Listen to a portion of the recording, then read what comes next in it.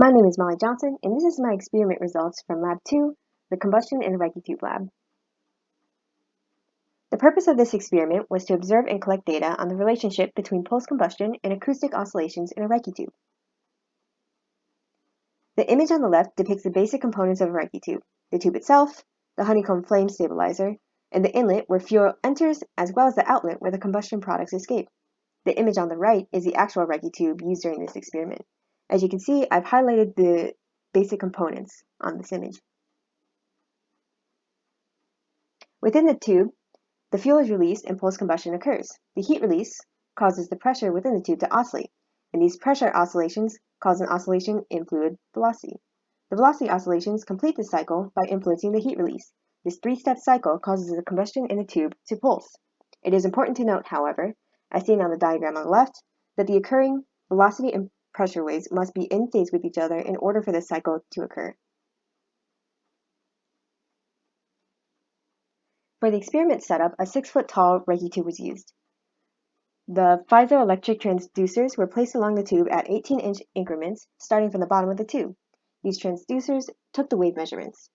A photomultiplier was placed 18 inches from the bottom of the tube. That's this component right here.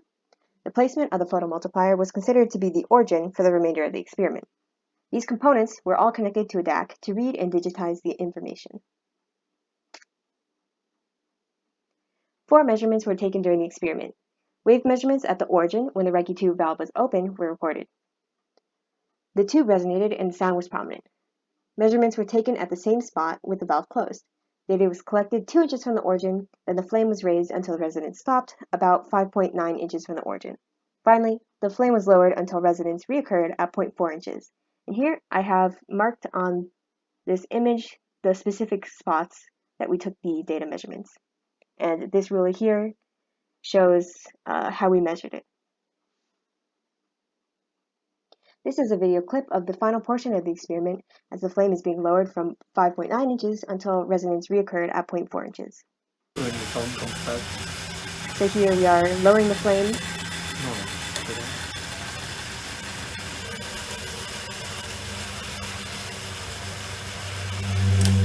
And resonance reoccurs right about here, which was audible from the clip. For the data results, this chart displays the resulting data from the photomultiplier and the 3 transducers.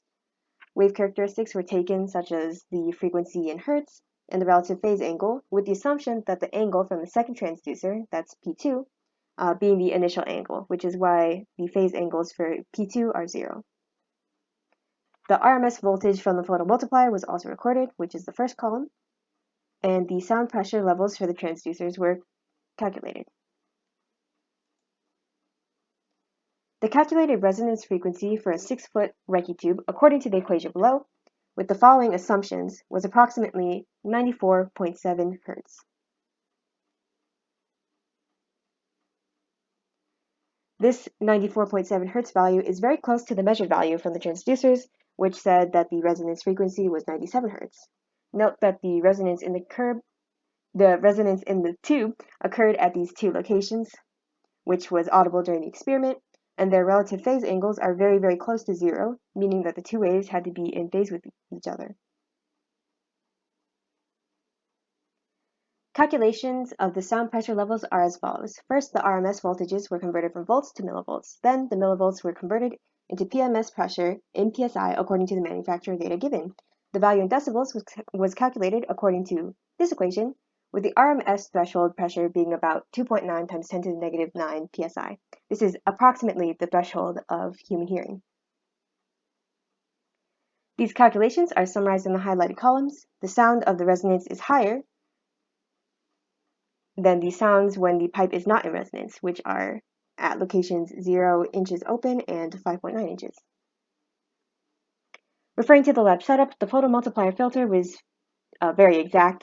The filter only responds to 306 to 311 nanometer wavelengths, meaning that another filter could not be used for this experiment because it would filter out the wrong wavelengths. The hydrocarbon fuel created the pulse combustion. Since hydrocarbon is needed to react with oxygen, using a hydrogen-only fuel would not create the needed CO2 and H2O products. For this tube, the resonance frequency is a fixed value, but the frequency can become a variable can become variable if the tube length is variable. In the equation here, frequency would then become a function of length L if we change the length of the tube. Conclusions from this experiment: pulsed combustion can be beneficial because it results in better mixing of fuel and air. The pulses also result in a more efficient heat transfer. In addition, reaction products, CO2 and H2O, are pushed out of the tube. On the downside, however, pressure and velocity must be in phase with each other in order to drive this cycle.